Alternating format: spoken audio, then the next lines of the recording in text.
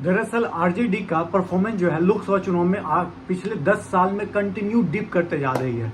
दरअसल 2014 में 4 सीट, 2019 में 0 सीट और इस बार भी 4 सीट। हालांकि मेहनत में कोई कमी नहीं रखी है तेजस्वी यादव ने। लगभग 250 जनसभाएं की, तमाम गली नुक्कड़ सब जगह तेजस्वी यादव घूमे भ्रमण किए और तमाम जनसभाओं को संबोधित किए। स्लिप डिस्क होने का बावजूद उन्होंने भरपूर मेहनत की, लेकिन कहाँ चुक गए, क्या वो कहाँ मात खा गए, ये देखना दिलचस्प होगा। जैसे इससे पहले मैंने वीडियो बनाया, उसमें मैंने दलित महिला वोटर की चर्चा की, लेकिन इस बार उनके ईगो के बारे में बात करेंगे। उनके तीन लोगों की बात करेंगे जो कि उनके हार का सबसे बड़ा कारण बोल सकते हैं। ईगो सबसे बड़ी इसलिए बोलेंगे क्योंकि अपने ईगो के कारण पप्पू यादव को टिकट न दी। अपने ईगो के कारण शहाबुद्दीन की वाइफ हिना साहिब को अपने पाले में नहीं रखा। अपने ईगो के कारण मुकेश सहनी को लेकर घूम रहे हो। शायद हो सकता है वो आपको फाइनेंशियली बहुत हेल्प कर रहे होंगे, लेकिन मुकेश सहनी के वोट बैंक की बात किया जाए तो क्या है दोस्तों, कुछ नहीं। भाई मुकेश सहनी CPI-ML और कांग्रेस से बड़ा हो गए कि उनको 3 लोकसभा सीट दे दी गई। ये ईगो के कारण ही हुआ है दोस्तों। तमाम हम विस्तार से बात करेंगे। सबसे पहले शुरू करते हैं आपको हिना साहब। दरअसल हिना साहब पिछले 3 चुनाव लगातार हारते आ रही हैं, लेकिन इस बार क्या था कि माहौल अलग था। हिना साहब को वोट मिला है पता 2,98,000। अवध बिहारी को मिला है 1,73,000 या 75, मतलब 1,75,000 से आगे पीछे थोड़ा सा है। मतलब दोनों का वोट यदि हम लोग जोड़ देते हैं हिना साहब अवध बिहारी जी का, तो JDU के जो जीते हैं उनसे डायरेक्ट ज़्यादा हो जाता है। और ज़्यादा नहीं, 1-1.5 लाख वोट ज़्यादा हो जाता है, 1,00,000-1.5 लाख वोट ज़्यादा हो जाता है। आप समझ सकते हो कि आप हिना साहब के कारण 1 सीट मात खा गए। पहली बार पिछले 14 का चुनाव नहीं था दोस्तों, ये ना 19 का चुनाव था। ये चुनाव 2024 का मुद्दों पर, मैक्सिमम मुद्दों पर नहीं पर मुद्दों पर चुनाव हुआ था। आपने जिस तरह से ताबड़तोड़ रैलियां की, उस पर चुनाव हुआ था। ऐसा नहीं कि नहीं हुआ था, कुछ नाराजगी थी मोदी जी के खिलाफ थी, तो आप वहां पे हिना साहब को मनाने में कामयाब हो जाते, या हिना साहब को टिकट देने में सफल, ईगो को साइड करके हिना साहब को टिकट दे दिए होते, तो हो सकता था कि ये सीट आपको निकल गया होता। पहले से हिना साहब की बात कर लिए।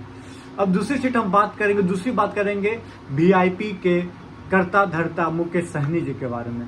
भाई साहब, मैं सबसे पहले उनकी 3 सीट जो बता दूं, झंझारपुर, पूर्वी चंपारण और गोपालगंज, 3 सीट उनको दी गई। गोपालगंज आपका जिला, आपका गृह जिला, उसके बावजूद आपके पास कोई शेड्यूल कास्ट के आदमी नहीं है या कोई नेता नहीं कि आप उसको लड़ा सकें। यही कहा जा सकता है ना भाई कि आपने VIP को दे दिया। चलिए पूर्वी चंपारण में VIP की चर्चा करेंगे, जो उनका गढ़ है, उसके बावजूद क्या हुआ उसकी चर्चा करेंगे। उसके बाद झंझारपुर की बात करते हैं। सबसे पहले हम आपको झंझारपुर में रामप्रीत मंडल जी JDU के कैंडिडेट थे। उसके बाद सुमन कुमार महासेठ थे VIP के कैंडिडेट।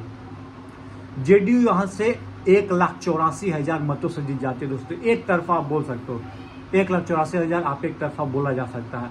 VIP कुछ नहीं कर पाई, और वे रामप्रीत मंडल के सामने। पूर्वी चंपारण जो कि कहा जाता है कि VIP का गढ़ है, VIP जो सन ऑफ मल्लाह खुद को कहते हैं मुकेश सहनी, वहाँ पे अच्छा खासा बोला जाता है कि वहाँ पे लोग हैं। राधा मोहन सिंह जो थे BJP के कैंडिडेट, उनके सामने VIP के थे राजेश कुमार। आप BJP जीत जाती है 88,000 मतों से। चलिए बहुत बड़ा जीत नहीं बोल सकते हैं, लेकिन ये था कि भाई मुकेश सहनी खुद यहाँ से चुनाव लड़ते तो हो सकता है कि परिणाम कुछ और हो सकता था, बिल्कुल हो सकता था। क्या वो मुकेश सहनी डर गए? क्या उनको लगा कि हम जीत ना पाएंगे, वो अपने कैंडिडेट को ही लड़ाने पे रह गए? ये भी तो हो सकता है मुकेश सहनी यदि खुद लड़ते तो 88,000 का गैप कम हो जाता, या कम हो सकता है ये सीट निकल सकता था पूर्वी चंपारण का, क्योंकि मल्लाह लोग बहुत ज़्यादा कहा जाता है कि वहाँ पे पैठ इनका अच्छा खासा है, और सबसे कम मार्जिन से वो यहीं हारे हैं पूर्वी चंपारण में ही। राधा मोहन सिंह को बिल्कुल हराया जा सकता था। वहीं पर अब बात करते हैं गोपालगंज की बात किया जाए तो चंचल पासवान थे, प्रेमनाथ चंचल इनको बोला सकता है, VIP के कैंडिडेट। वहीं पे JDU के थे आलोक कुमार सुमन जी, वो जो है VIP कैंडिडेट को 1,27,000 मतों से हरा दिए। जी हाँ दोस्तों, आपको गोपालगंज के। और गोपालगंज सबसे बड़ी बात है कि जो RJD के विधानसभा है, जहाँ से दोनों विधायक जीत के आए हैं, हथुआ और बैकुंठपुर, वहाँ से भी वोट इनको ना पड़ा है, ना के बराबर पड़ा है। सबसे बड़ी बात, वहीं से VIP कैंडिडेट का स्थिति गंभीर रहा, बोल सकते हो।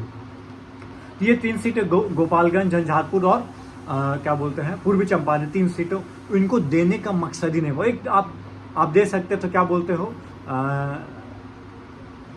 पूर्वी चंपारण आप दे देते, लेकिन ये झंझारपुर और ये क्या बोलते हैं, झंझारपुर और गोपालगंज देने का कोई मकसद नहीं था।